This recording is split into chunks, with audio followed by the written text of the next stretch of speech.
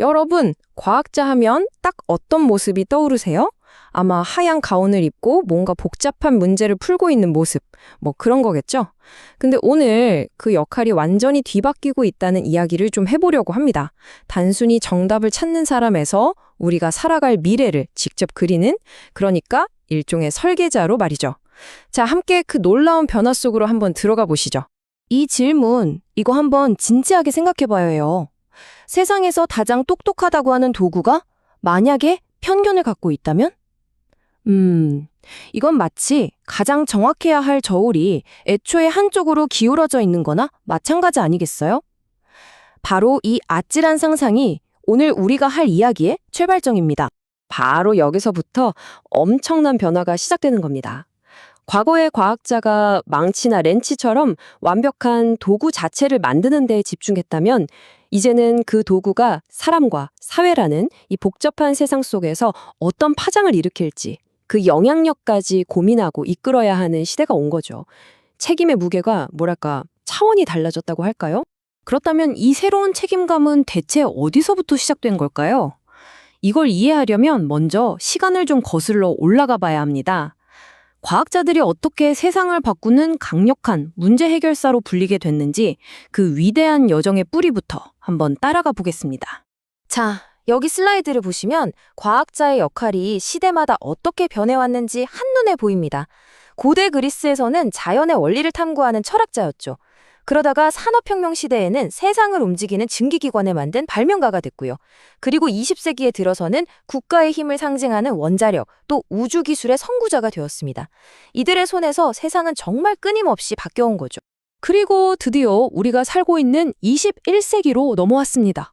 마치 게임의 규칙이 완전히 바뀌는 것처럼 이전과는 비교도 할 수 없는 강력한 기술들이 나타나면서 완전히 새로운 종류의 문제들을 우리 앞에 던져놓기 시작했어요.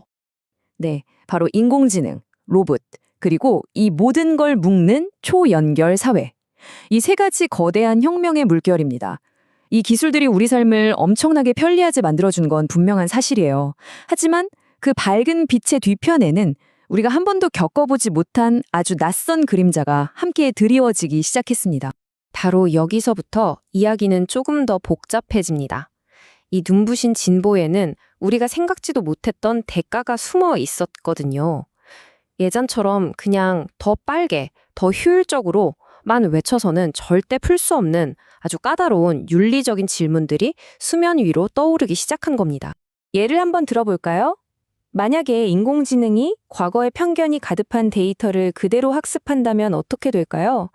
채용 심사에서 특정 성별을 이유 없이 떨어뜨린다거나 대출 심사에서 특정 동네에 산다는 이유만으로 불이익을 줄 수도 있겠죠. 가장 객관적이어야 할 기술이 역설적이게도 우리 사회의 불평등을 더 단단하게 만드는 셈입니다. 공장에 있는 로봇팔 한번 떠올려 보세요. 지치지도 않고 24시간 내내 일하면서 엄청난 생산성을 보여주죠.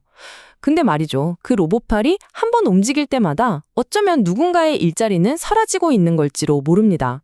기술 발전의 달콤한 열매가 모두에게 공평하게 돌아가지 않을 때 사회는 큰 혼란에 빠질 수밖에 없어요.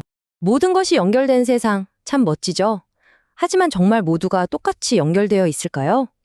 누군가는 초고속 인터넷으로 세상을 보지만 누군가는 그렇지 못하죠.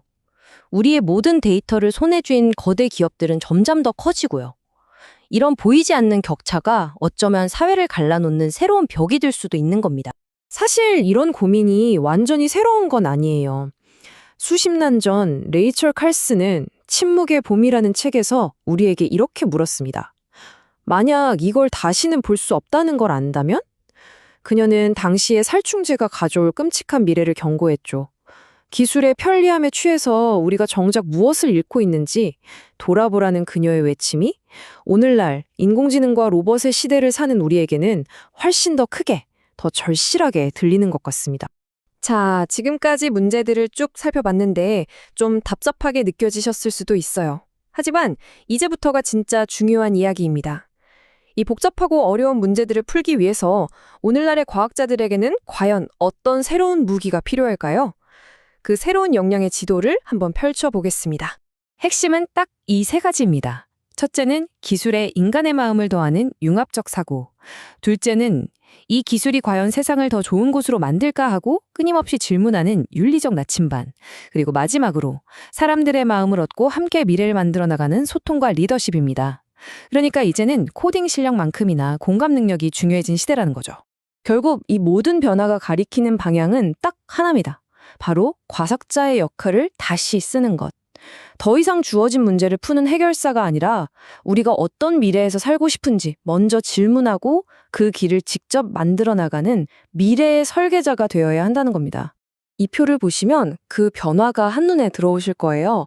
과거의 목표가 얼마나 더 빨리, 얼마나 더 싸게에 있었다면 이제는 얼마나 더 많은 사람을 행복하게, 얼마나 더 오래 지속 가능하게로 바뀌었습니다. 필요한 능력도 한 분야만 깊게 파는 전문 지식에서 넓은 시야와 따뜻한 통찰력으로 확장됐죠. 바로 이게 문제 해결사가 미래 설계자로 진화했다는 확실한 증거입니다. 오늘 이야기의 결론은 어쩌면 아주 간단한 건지도 모릅니다. 최고의 기술은 가장 빠른 기술이 아니라 가장 따뜻한 기술이라는 것. 다시 말해 기술의 중심에는 언제나 사람이 있어야 한다는 아주 당연한 사실이죠.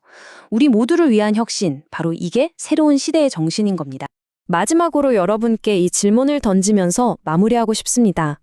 기술은 목적지가 아니라 우리를 어딘가로 데려다줄 자동차와 같아요. 그렇다면 우리는 이 강력한 자동차의 핸들을 잡고 과연 어떤 풍경을 향해 달려가야 할까요? 그 목적지를 정하는 건 기술자 한 사람이 아니라 바로 우리 모두의 몫이라는 걸 잊지 말아야겠습니다.